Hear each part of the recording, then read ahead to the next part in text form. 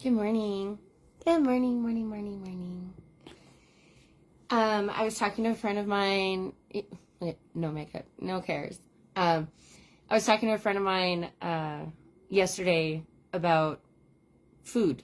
Actually, probably for about the last week, about food for plants. And we had the conversation about, what does a plant need, right? So you give it good ground, you give it good soil, you give it water, you give it sun, and then we're expecting the plants to grow. And I gave the analogy of that's like if I invited you to my house and I said, I'm going to feed you the best gourmet dinner. And I delivered to you a plate of iceberg lettuce and white bread. You're getting calories, right? Hi, Mandy. Hi, beautiful. You're getting calories from the lettuce. You're getting calories from the white bread, but that's no steak dinner. You're not getting any of the nutrients. And so I want you to think about right now, my friends, look at the plants you have in your house. Look at the challenges that you've had with your garden over the last few years. Has it been because you've just watered it, given it sun, put it in the dirt, and then expected it to do amazing, bountiful things? Well, I want to share with you a couple things that I do with my plants. So I do kelp. Some people look at food for plants as like Miracle-Gro. Miracle-Gro is a chemical. So try not to do that. But I do liquid kelp. These are some samples I got at the Home and Garden Show from a display there. This is BioBurst foliar. You can get liquid kelp at your local garden center. Basically, it's diluted, it's a concentrate that you want to dilute into water. And a little bit goes a long way. So there's one for the roots, one for the flowers, essentially, or leaves. This is harvested from the ocean, friends. This is a bioconcentrate that is harvested from the ocean, put into a liquid form, and it is literally what feeds our ocean and our waters and all the animals that live within the ocean and the waters. Why would it not feed organic sustenance, non-GMO'd, non-chemicaled, into our plants? So highly recommend adding some nutrients to your plants, indoors or outdoors. And at least once a week, this will say like every 10 days. So when you put plants in dirt, there's nutrients in the dirt. It's probably been comprised of different composts, maybe some manure, things like that. All those things are great. But the second you put the plant in there, now it's got a limited life cycle. The life cycle only lasts as long as the dirt has nutrients, which is approximately 3 to 4 weeks. So you're putting a plant on your shelf, or you're putting a plant in the dirt and not feeding it any nutrients, it's not going to thrive and survive. You're not going to have your green leaves. You're not going to have your foliage. You're not going to have your fruit because you haven't fed it what it needs, which, yes, it needs the sun. It needs warmth in the dirt. It needs water. But we can't just survive off of vitamin D, water, and blankets, right? We can survive off of nutrients. I don't get affiliate from this particular brand at all. I don't get affiliates for anything, to be honest, at this point. Get yourself some liquid kelp. It's going to last you a whole year, I promise you. Feed your plants every single week with some nutrients. Give it its steak and potatoes. And, Donna is on here. I'll tell you what, she talks about essential oils and how that really feeds your life, your soul, and your energy. It's equivalent, friends. Like, don't feed me a breakfast or a gourmet dinner of iceberg lettuce, which is just water, and white bread, which is just absolutely nothing, and tell me I'm eating a steak, because your plants know the difference too, and you will see the difference in your plants, and you will feel the difference in your air, because it will be so oxygenated with good nutrients just from the oxygen itself. Plants serve us in so many ways. They serve us in not only calming, but they clean our air. You don't want to absorb air that has not been fed anything good. So simple step, friends. And I have this, I'll show you. I have this in my kitchen, and I feed my plants every week these nutrients, and I'll just show you. Hi, Sherry. Yes, yes, yes. All about the good soil. You know what? I'm going to ask Sherry to come online. And I'm going to now share. So I have this little windowsill. Some of these plants have been hurting, and because they've been in dark places, I have a dark house with lots of curtains. And I started feeding them this kelp this week, 2 weeks ago, actually. And they are just thriving. They're so green. They're so happy. Everything we put into our soil, everything we put into our bodies is so very, very important. You know, a lot of people have asked me how I've lost weight, and a big contribution to that is the fact that I cook my own food, and I know exactly what goes in it. Shut the front door. She joined us. I can't believe I'm doing this. It's a small group. There's only 16 people in here. We're good. Just drinking my coffee, just waking up, not camera.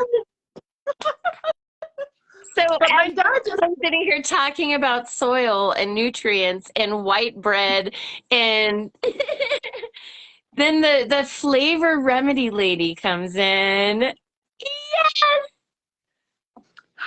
Yeah, I just literally was texting my dad this morning. He's like, it's about time for you to start some plants. And then I get on and there you are live. I'm like, okay. Perfection.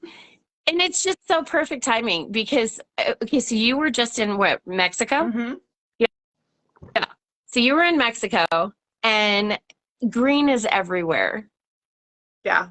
I was at the most amazing resort in Mexico, really eco-focused, really community-focused. They had their own permaculture farm there.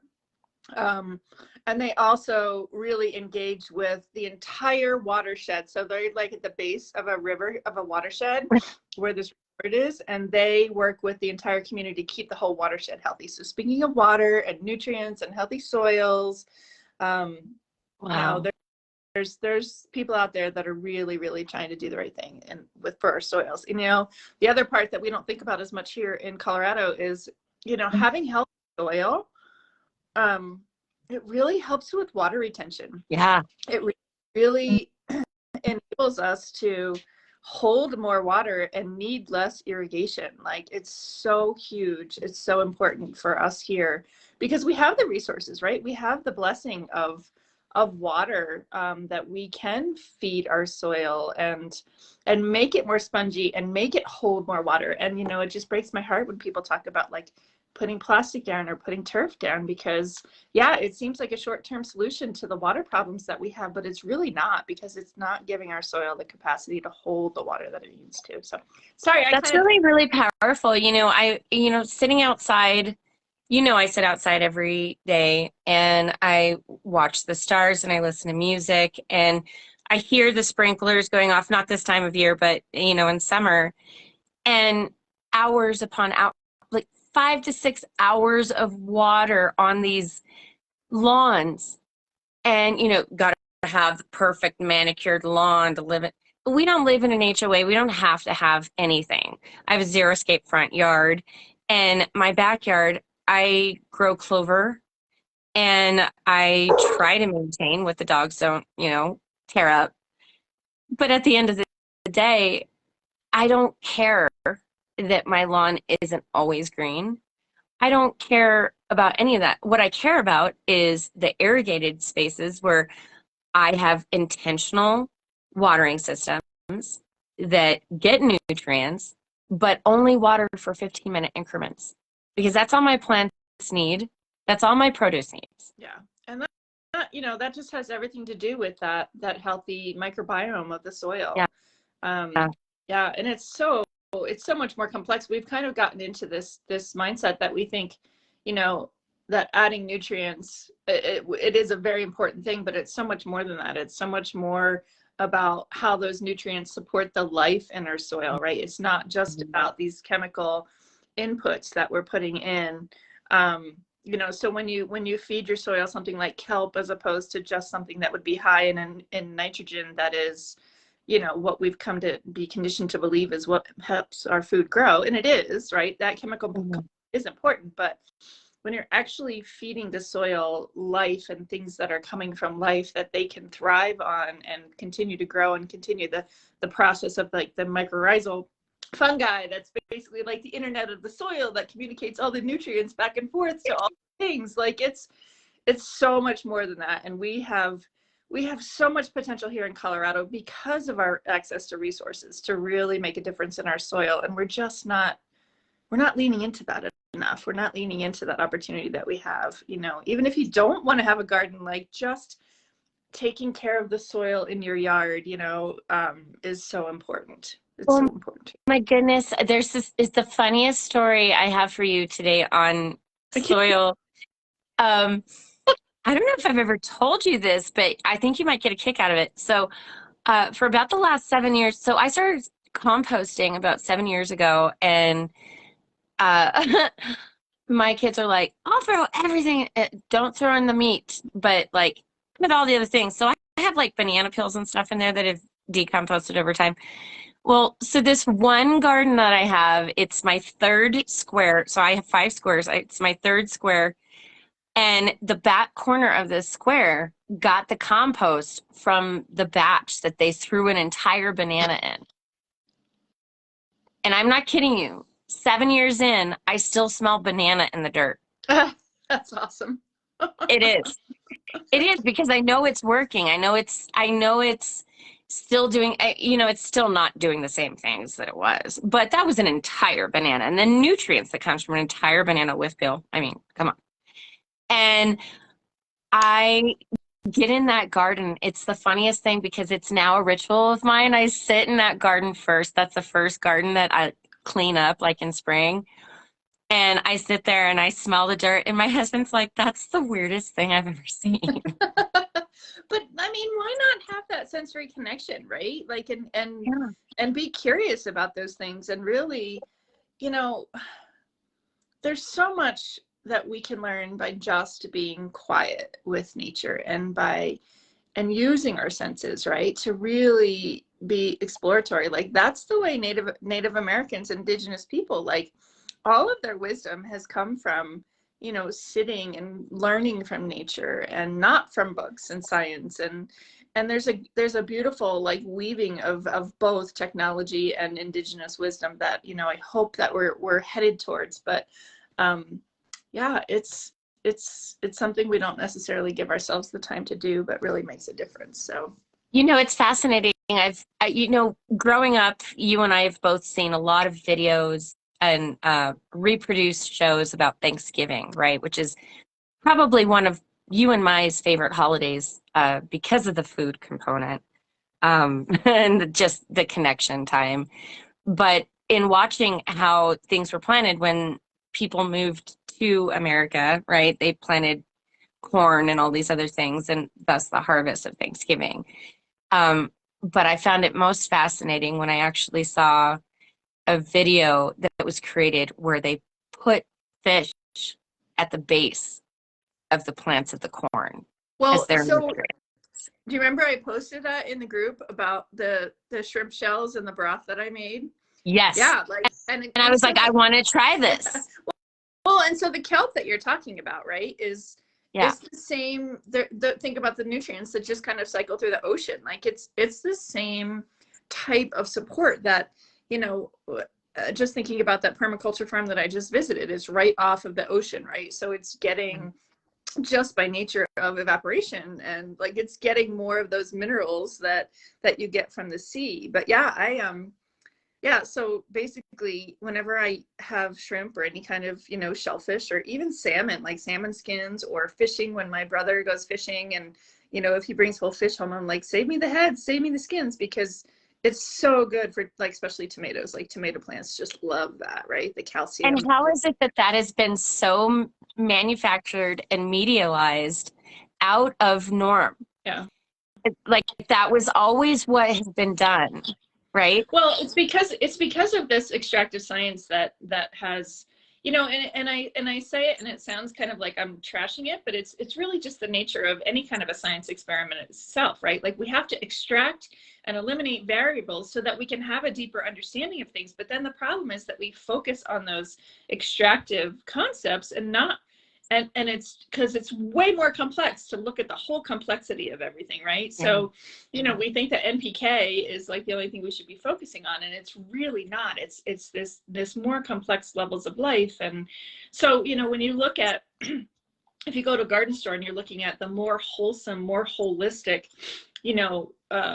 support, like blood meal, right, which is high in bone meal, and all of these things that we can get in that more holistic form. Yes, it's less concentrated and you probably need to apply it a little bit more, and unfortunately it's more expensive, but in the long run, those are the types of things, that cycle of life, and that life feeding the soil, in life feeding life, which is what Flavor Remedy is all about too, is just so, we just haven't gotten back to that, right? And that's where that indigenous wisdom of when they were burying the fish in the in the Three Sisters, right, when they're planting the corn and the squash and the beans, right, they all have this symbiotic relationship. And that's really the part that we've gotten away from by focusing on these kind of more extractive NPK fertilizing type things, right? Like, and then to kill the bugs on top of it, where without don't get me started on killing the bugs. Oh my gosh. Right? Like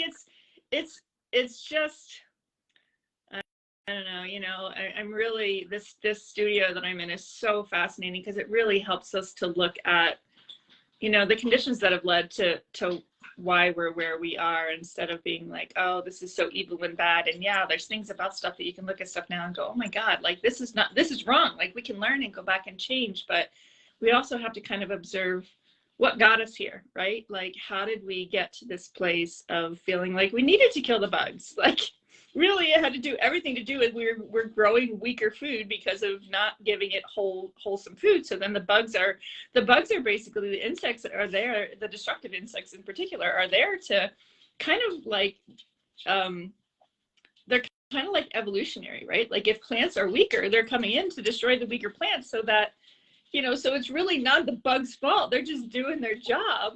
But if we're going to keep growing weaker food without nutrients and without the strength that it needs to be resistant to bugs, which means less antioxidants and all the things that, are healthy for us, that's what's making this prime opportunity for insects to come in and destroy crops, is because we're not taking the time to grow healthier, more immune strong crops. So, if you and I could just, tell people what to do, we could save the world. Well, I look at all of it and I'm like, why are there wasp nests? Why are we doing Japanese beetle traps? Like Japanese, okay, I'm just going to go on two tangents here real quick.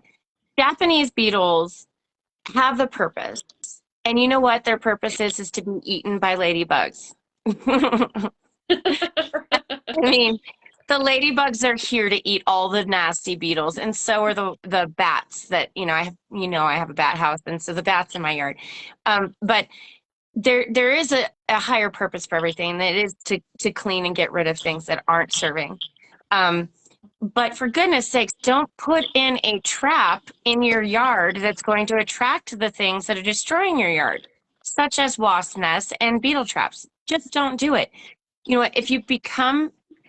We've been taught methodically how to spend money.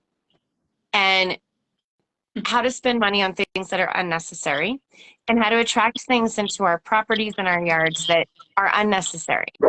So the wasp traps, the beetle traps, the fertilizer for the lawn, you know, the perfect green everything. Stop. Just stop that and start getting in tune with nature and watch the habit of the wasp, because it's going to pollinate your stuff if you don't have bees. And the bees are probably not coming because they don't want to be around the wasp. And so, you know, add the plants that are attracting the bees instead of the wasps. Add the things into your yard, the nutrients into your yard that are organic, that are attracting the things that want the good energy, that want the good soup, not the bad soup. You know, I mean, good soup, bad soup. I'm gonna not eat iceberg lettuce every single day because I have Sherry Hess sitting on my shoulder saying that's not nutrients, that's just air. And you know, and so at the end of the day, we need the bugs. We need the compost. We need the good nutrients. We need to get back grounded into the things that we are. And we need to stop paying attention to the media focusing on the things that we need to spend that money on, because we can be self-sustaining. We don't have to rely on government. We don't have to rely on canned foods. For goodness sakes, you raised your kid at the same time I did. And here we are, like Chef Boyardee, extra tomatoes included. But it was easy. It was easy, right? Mac and cheese, Chef Boyardee. It's easy because they tell us it is. Right. We need to just stop listening to the media. Well, yeah, and I could go down a whole flavor path on that, right? Because because of the, you know, the way that the food industry understands how we get addicted to foods, and how by eliminating, you know, the bitter components, which are actually the parts like the antioxidants and the polyphenols and the terpenes and the things that we know in our heads are good for us, but we have no idea what they taste like, because we just want to taste the things that we lean into, like sweet and salty, right? So all that processed food is a whole different level of not just lack of nutrients, but lack of complexity of flavor. And well, and it also ties to a laziness. There's a laziness, well, right? People don't even really know how to cook. Like, it's, you know, you could call it laziness, but it's also, like I said, you know, it's we've created these conditions in our society that have really driven us to be like workaholics, and to have to, and it has to do with what you said too. Like, we think we have to buy all these things, so then we think we have to work extra long hours and to make the money, and things are expensive. Like, that's a reality now. Like, the reality of the cost of things right now is really quite scary. And you know, so it's all relevant, and it's all important. We just have to start to look at, you know, where do we want to set our priorities? Where do we want to you know, how do we want to exist in the world? And that's a big part of it. So, and it's full circle. It starts with, I mean, it's like the chicken and the egg. Like, where do we start? Is it the chicken or is it the egg? But essentially it comes down to the same practical fundamentals. And we'll end with this is life sustenance is what it's all about, a mindset, right? That it's about going into it with a clear mind, opening yourself up to conversation and learning, opening yourself up to learning new things, learning new habits, learning new rituals, embracing practices that aren't naturally healthy or were created to be healthy to begin with, and starting something new. I'm a big fan of being the dumbest person in the room, and you are surely the smartest person on this conversation right now because of your knowledge, your experience, and your diving into that and living it. And I learn from you every single time I get to talk to you, and I love to not be the smartest person in the room because I get to have this experience. And at the end of the day, I get the full benefit of eating the good things, living the best life with the people that are amazing, and always learning, always aspiring to be better and do better, and always educating. And it's our food, it's our mind, it's our heart, it's our bodies, It's everything that encompasses on a daily basis. And when we're walking in this just tunnel of this is how you need to do the things, challenge it, right? Challenge it. Challenge all the things, because why not live better? Yeah. And I'll also just add real quick that, when we eat, I mean, this, I fully believe that, our sense of taste and our senses are really designed to connect us to nature, to remind us that we are nature, right? And that we have, however many times you eat a day, like, are that many opportunities to really create sacredness, right? To really create reverence to nature, to our planet, to that thing that becomes that reciprocal relationship. And, again, we've just kind of conditioned ourselves out of that opportunity. So just a little reminder. And it's a whole a spiritual experience. Yeah, it really can be. So. Yeah. Well, oh my gosh, thanks me for joining me this morning. Have a good day. So good. Sherry Hess, you're good soup all day long. I like soup. Thanks, Hall. Thanks for joining. I'll see you later, alligator. Bye. Thanks for joining, peeps. Bye.